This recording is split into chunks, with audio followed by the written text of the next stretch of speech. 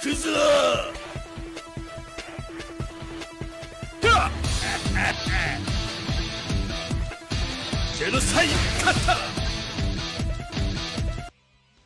What's up, everybody? Welcome back. This is Forgo, and today we're going to be hitting the 500 million against Immortal Knix. But there are a couple things I do want to address and talk about. The first thing I want to mention is we have the new Valentines Pass, and I was really hoping this was going to be kind of like the KOF Pass that we had a long time ago, $10 for over 4,000 rubies, but unfortunately it isn't. Now this deal right here, the second one, $5, you get these summons, you get 400 rubies. This isn't a bad deal at all. It's only $5. If you're going to spend some money, this isn't too bad. However, if you're going to try and go and get these imprint stones here, the gold hammers, the dimensional invitation ticket, all these other rubies, the fest voucher, and so on and so on, pretty much the same thing. Actually, we have one less imprint stone than what we did in the last KOF pass, so it looks like they're getting a little bit stingier. You'll have to pay $50. Personally, guys, I just don't think it's worth it. I mean, you do get 4,000 rubies, but you can get one of these tickets every 3 weeks from farming for Clone Zero in the Team Relay dungeons. These things here, these Fest Memory Selectors, they're nice, but you can still farm for these things. The battle card's nice. The capsules are really nice.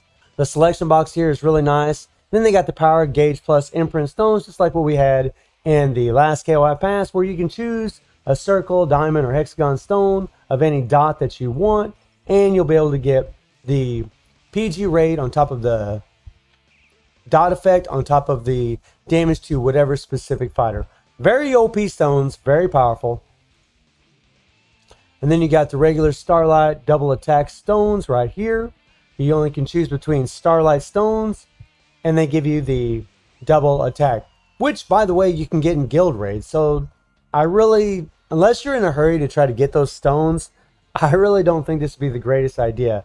And then we got a Fest Voucher. Then we got a Fest Fighter Selector, which is really great. So you'll be able to choose whatever memory you want. I'll probably end up buying this stupid thing, but I really don't think it's worth it. I mean, there is some decent stuff. I mean, 4,000 rubies, the 100 gold hammers, the 20 elite hammers, and so on. But really, the main reason I'm going to buy it is just because I'm a content creator, and I like to make sure I have enough resources to be able to provide you guys the content that I need to. But I don't think this is worth it. I really wish they just bring back the old KOF pass. You know, $10 for 4,000 rubies. It was so sweet, but they just doesn't look like they're wanting to bring it. They keep wanting to bring back these $50 packs, and there's good stuff in here, but $50 is a good amount of money, and I personally just don't think it's worth it. And also, speaking of Guild Raid, something I didn't notice in Guild Raid is in Omega Rugal in Expert, they actually put, let me see, we're on Expert here just to make sure. They actually put the Starlight stones in here, the double attack, right? And then the Starlight damage. So if I was all of you, I'd just keep playing Expert mode. It's a lot easier. You don't have to do near as much damage to get the maximum rewards, to get the double boxes every single day. Just keep playing Expert, because a lot of players just don't have Elizabeth, who's the only character that deals Starlight damage, which is what you need for Lunatic. Just keep playing Expert mode. It really, honestly, Lunatic to me just isn't really worth it, unless maybe you're going to whale out. But, you know, like in my situation, I'm sure a lot of your situations, maybe you're not in a guild, maybe you're not in a guild that doesn't participate very much. Or maybe you're like me, that is in a guild that they all do participate. These guys are amazing, but they just don't have Elizabeth, or they don't have her leveled up, so they're not playing Lunatic because they just can't score very high. So we just keep playing Expert, which is completely cool with me. That's what we should do. I mean, especially now that I know you can get the attack stones for Starlight damage or for burn. And as I've tested in the past, if you have double attack stones, whether or not the dot effect does apply to the character, it's still an amazing damn stone. So I think that's fantastic that they did that. And also for a lot of players that are already playing the Expert mode, maybe they can get one of them Starlight stones. They can equip it on Elizabeth whenever they get her, or future characters that are going to have the Starlight damage and really bump them up. So I think that's fantastic. And then we have the Team Relay Dungeon, which is Immortal Knix. You guys can see I did hit the 500 million, and I did go OP. Now, you do not need Orochi and Rugal. I'm using them because I have them. They are insane. You know, Orochi's leadership gives this PG rate for Rugal and for Mr. Karate because they're both boss fighters, and that really makes a difference. But this first team is really where it's at. You know, I have Dylan here for the 55% attack for Blue Element, and we have Orochi Leona, who is freaking amazing for this thing because of the dot explosion. She is amazing. And then Gintoki. And the thing about Leona that's really, really awesome is she deals the 3-time target remaining shock damage, then removes the shock effect upon landing a critical hit. This is on a 3-second cooldown. This girl is going to do her dot explosion over and over and over and over. I have no capsules on her. She's level 30. And I have no imprint stones on this character. I am running the 7-9 set to really bump up that shock damage. But you can easily put an Akane set, a Leah set, a Noah set on her, and she's still going to do fantastic. Man, Leona is just awesome. And Gintoki, pretty much kind of the same thing. He has the dot explosion. I am running the Akane set. I got this option card to really bump up his strike skills because 2 of his skills do strike skill, or are strike skills. And then I did end up putting a PG stone on him. And then I got 1 stone that we actually get from the Immortal Victor. And then I got a recovery stone that's actually good for the Immortal Vulcan. And he also has the dot explosion. You really want, I think, 2 dot exploding characters on your first team. I mean, those of you that have Eileen, you could put Eileen on there. I didn't really want to use Eileen because I know a lot of people don't have her. And I know a lot of people probably don't have Gintoki. I mean, no matter what I do in this run, you pretty much almost need 1 collab or 2 collabs at least. And even though these 2 characters are not collabs, you can easily replace them with Kay and Rachel, or Kay and Ra, Kay and Haramaru. But Rachel will be really great because she's a free unit. And you'll still be able to get the 500 million, especially if you have this first team. I'll put a link in the description for the last time I faced Immortal Knix. I was able to hit 457 million, which is still a really great score. And I did not use BS characters in that run. And as far as the rest of their builds, I mean, Dylan, you guys know, all maxed out 7 Nights Imprint Stones. And then we're running the Noah set on him. And then Orochi here, we're using the boss set here. He has all max BS stones. Rugal, all max BS stones. We're using a Leah set. We're using the option card to bump up his strike skill damage. And then Mr. Karate, who's using a Leah set. And he also has max imprint stones. These are all stones that you get from, well, this stone here was actually bought from the KOF Pass. But these 2 stones are from Immortal Victor. And that extra HP does really help. Because it gives him extra CP, but it also increases Mr. Karate's survivability. He can die, even though he has hyper armor, he can die. He won't die here, but believe me, he absolutely can. And the sweet thing, really, honestly, with these 3 characters is you got 30% PG rate on all 3 of them.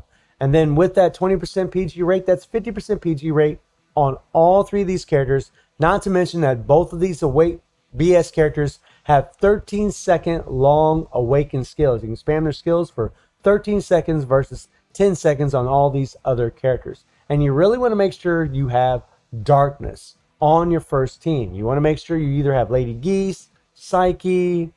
You really don't want to use Halloween Chris because he has dot explosion. And the dot's good here, but he's going to remove the darkness. And if he removes the darkness, you're going to be doing a lot less damage, especially on your second team. But Dylan, I mean, he's king. Unfortunately, he is the king when it comes to darkness in the game currently. Hopefully, they give us another character in the future that does apply darkness. You know, Lady Geese can die pretty damn easy. She does have immunity in her core, but she can die very easy. I mean, if she's really well built, I think you'll be okay. The same with Psyche. They just have to be really well built to do it because they just don't have enough survivability to stay alive. Whereas Dylan, you know, he's a fragile character, but he does have immunity, and that just really, really helps his survivability. Plus, playing him to make sure his immunity stays up. So let's jump into the action and let's rock and roll. All right, let's do this. So I'm going to be playing as Dylan to make sure he stays alive, and we're just going to let Leona and Gintoki just do the work. We're going to turn it on semi-auto and pour it on. Now, with this boss, the hitbox on Immortal Knix is very wacky. You need to be right in front of this bastard to really be landing your hits so you can actually build up a little PG. If you're up above him a little bit or you're below him a little bit, man, you're just not going to hit him very well. And one of the reasons I'm showing you guys this video instead of showing you with Kay and Rachel is because Kay misses a lot. Honestly, you know, I was streaming in the Discord yesterday, and you could ask anybody in that Discord, I was cussing out Kay. I was cussing out that 5PG because it was driving me insane. Literally missing over and over and over. Now, you can get the max score using that team, absolutely. But, you know, in my situation, I do have the BS characters, and they're just a lot easier. They have better hitboxes. They're able to hit the Immortal Knix more consistently, do more damage over time. They're just a whole lot better, and that's just the truth of it. And that's why I opted to use them instead to get the max score and to get all those extra rubies. But again, I'll put the video that I hit 457 million using K as the leadership for the second team, so you all can watch that video, because I think that would probably help out players more than this one will, just because a lot of people just don't have these BS characters. Or maybe even Gintoki and Dylan, even though I'm pretty sure whenever I did that video the last time I did use Gintoki. I didn't use Leona though, who is freaking insane. And you saw the damage we did on the first team. It wasn't that great, right? But all you gotta do is make sure you apply dot on that first team and apply darkness. That's the most important thing. And now we're just gonna pour it on. And what I'm gonna be doing is something a little bit different. I'm gonna be switching my characters. I'm just gonna spam Rugal's skills here. And when I finish spamming his skills, I'm gonna switch the character, because the game will automatically do his 3PG. So I'm switching my characters as soon as I finish here. We're finished. Now we're gonna go to Orochi. We're gonna use his skills. That way we make sure we keep immunities up at all times to increase their survivability. And I switched again to Mr. Karate, right? And also it just helps build up their PG because you're doing their active skills. Whenever you're running on semi-auto, the game will not do their active skills. So when you're switching them like what I'm doing, then you can make sure they're doing their active skills, build up their PG a little bit faster. But you have to be very careful, especially with a character like Rugal, because he does a grab skill on his default. So sometimes if you let him go too long, if you're not paying attention to how many bars he has with PG, he'll do his default, and then you're not going to stall the timer as much as you really want. But this is really just an OP, total ridiculousness. Honestly, these BS characters have really helped me so much that it's not even funny. Their value is just really insane in this game, in all game modes, in the PvP and PvE. Obviously, they're just ridiculous. And I say this all the time that I use these characters. I really hope they bring them back.